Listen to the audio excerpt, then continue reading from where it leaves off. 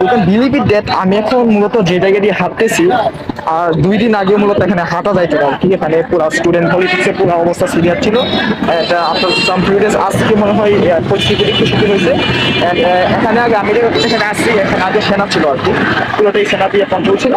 তো আজকে এখান থেকে সেনা চলে গেছে, বাট এখান থেকে সেনা চলে গেলেও টোটালি যায় নাই। এখন আমাদের স্কুল আমাদের কলেজ ক্যাম্পাস ব্লক করে দিয়েছে পুরো, আমাদেরকে ক্যাম্পাসে ঢুকতে দেয় নাই। আর আমি বললাম তো গতকালকে শুক্রবার ছিল, শুক্রবারে জুমা নামাজটা পর্যন্ত পড়তে দেয় নাই।